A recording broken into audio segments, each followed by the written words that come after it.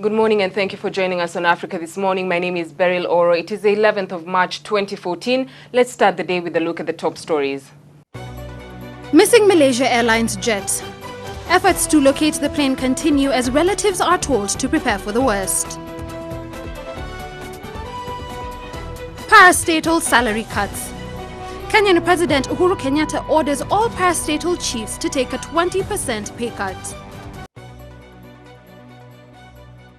China has urged Malaysia to step up its efforts in the search for the missing Malaysia Airlines plane that disappeared on Saturday. Nearly 3 days after the jet went missing, international efforts have still not found the plane's wreckage. The appeal came as families of the passengers wait for news and prepare to travel to Kuala Lumpur.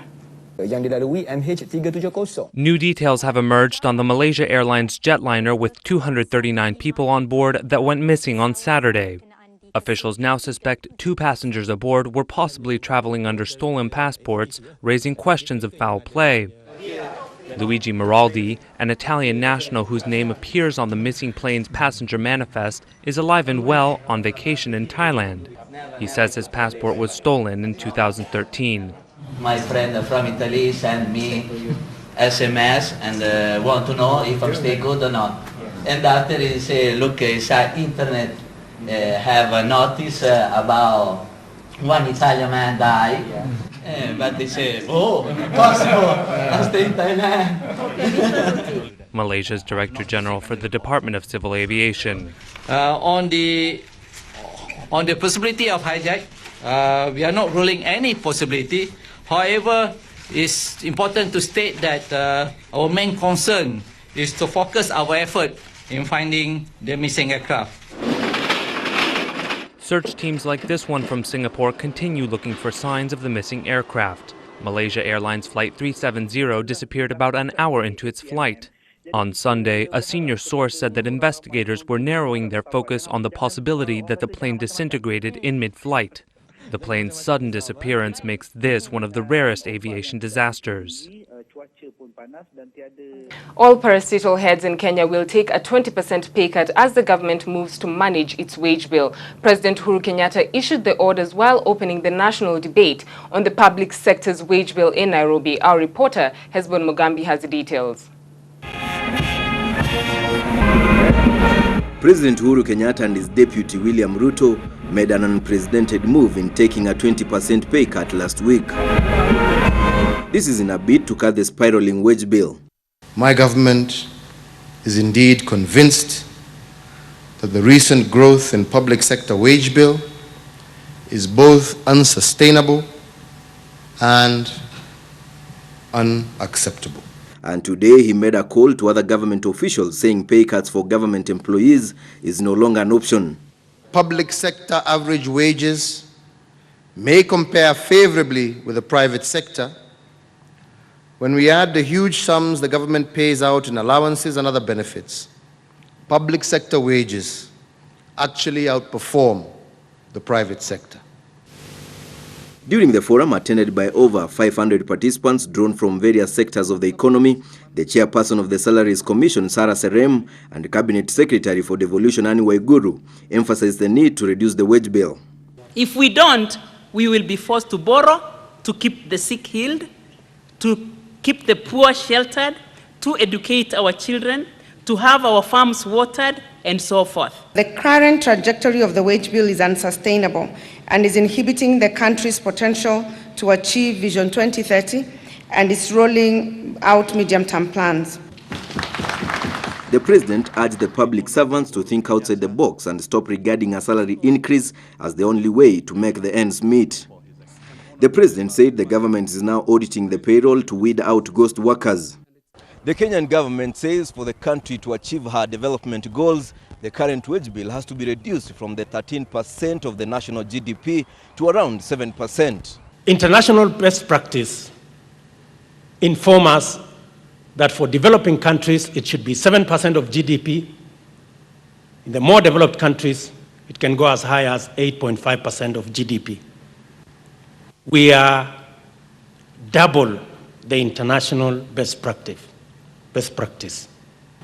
We need, as an example, to develop our roads, to revamp our health facilities, to build a standard gauge railway, which, as the Deputy President has said, will lead to a reduction in the cost of transport and goods.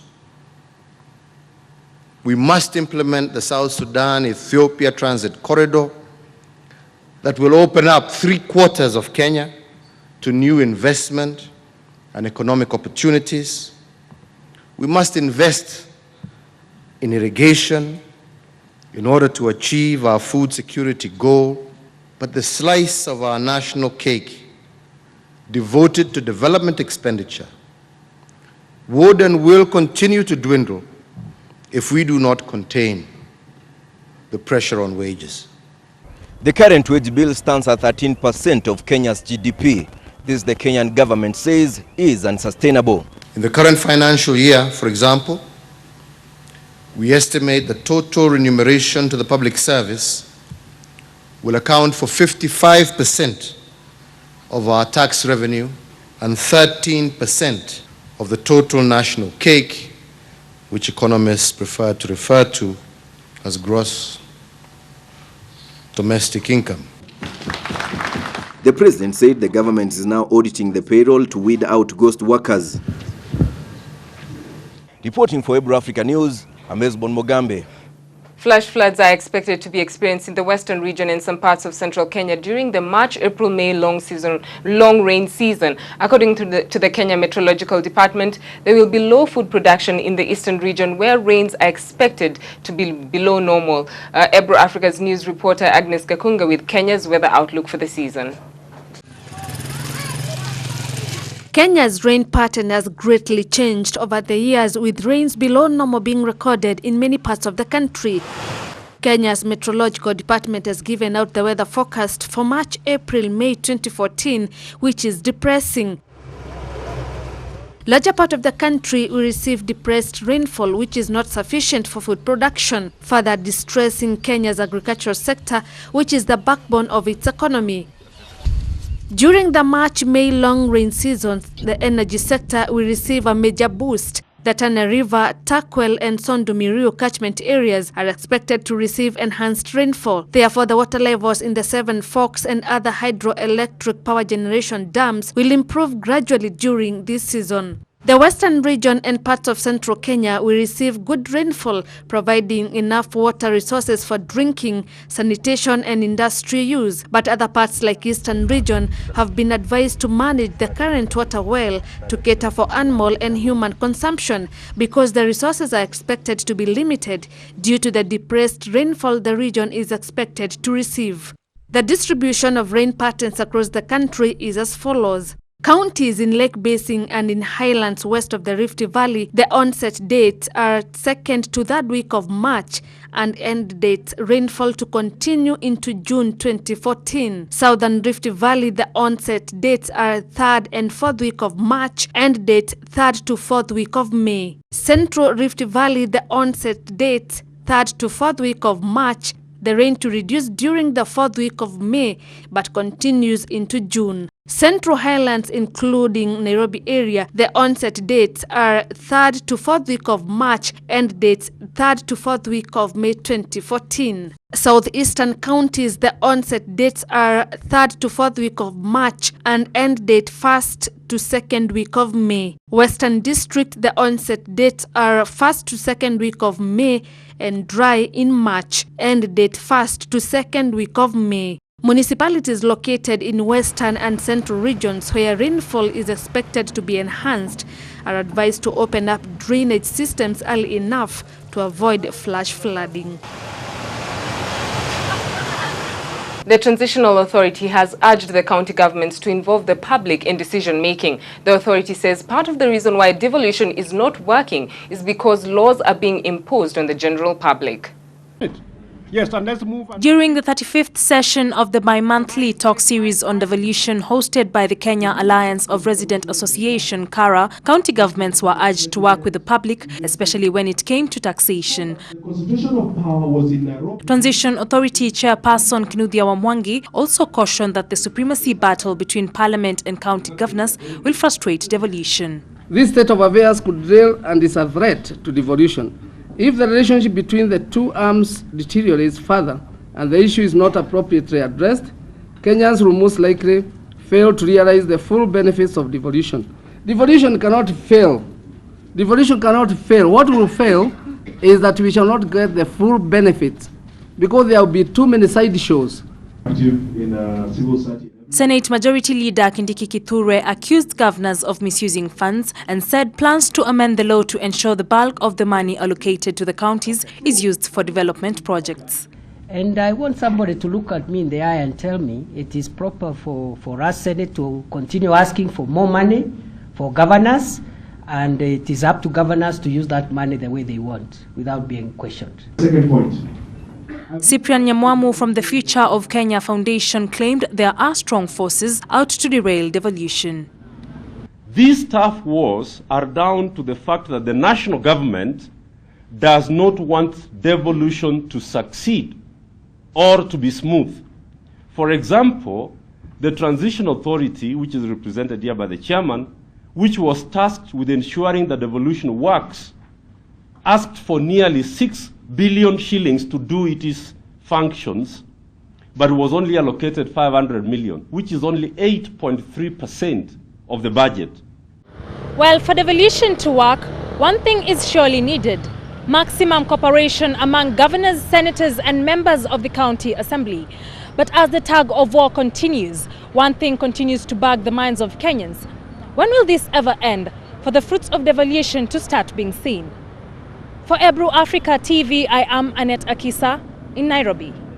As the Netherlands-based ICC decides if there is enough evidence to charge Bosco Ntaganda for crimes committed in the Democratic Republic of Congo, a decade ago, villagers recall their memories of a man dubbed the Terminator, charged with persecuting civilians. A man known as the Terminator appeared at the Hague-based court where judges will decide if there is enough evidence to charge him for crimes committed in the Central African country a decade ago. The court was also told that Ntaganda prosecuted civilians on ethnic grounds through deliberate attacks, forced displacement, murder, rape, sexual enslavement and pillaging. The memory of Bosco Ntaganda we have is the treatment he subjected people to, especially the young people of Rushuru. There was a really bad atmosphere here. You couldn't run a business without paying several taxes. The International Criminal Court Chief Prosecutor Fatou Bensouda has 5 days to persuade the judges that he should be tried for all crimes and crimes against humanity committed by Ntaganda's rebel army in the DR Congo's restive east in 2002-2003.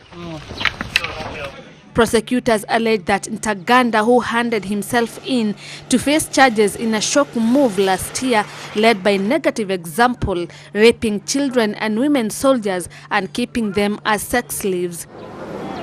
Bensouda told the court that one female child soldier received 150 whips and was raped as punishment. Her wounds took a month to heal. Wearing a charcoal suit and sporting his trademark pencil moustache, Ntaganda listened intently but showed no emotion as the evidence was presented.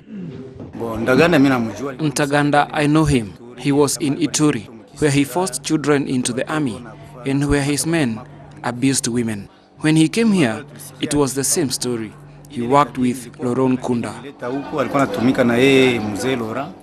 Ntaganda is the founder of the M23 rebel group that Kinshasa eventually defeated late last year after an 18-month insurgency in the eastern DR Congo's North Kivu region. He is facing 13 counts of war crimes and 5 of crimes against humanity over abuses allegedly committed a decade ago when he was a warlord in Ituri, further north. Prosecutors say at least 1,800 people were killed by Ntaganda's Patriotic Forces for the Liberation of Congo, FPLC, as they battled rival militias for control of the mineral-rich area. UN and other experts accused Rwanda of being Ntaganda's master and pulling all the strings in the M23, an allegation Kigali has consistently denied. Diabetes type 1 is a chronic condition that involves sugar or glucose imbalance in the body. It is commonly confused with diabetes type 2 in how they both manifest in the body. Because of ignorance and lack of regular sugar level checkups, many people end up exacerbating the condition. Our reporter Miriam Kanyugo sought to find out the causes and management of type 1 diabetes in our health segment.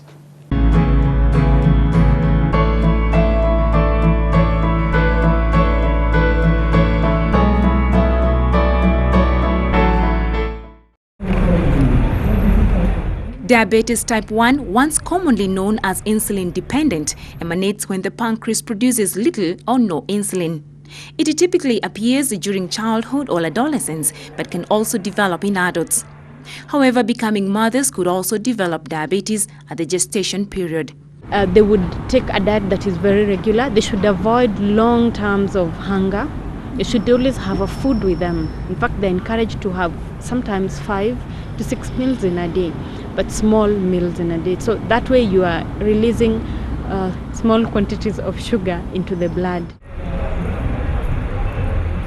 It is shocking to know that many people do not check their sugar levels and thus realize they have diabetes at a very later stage in life when the condition is at a high level.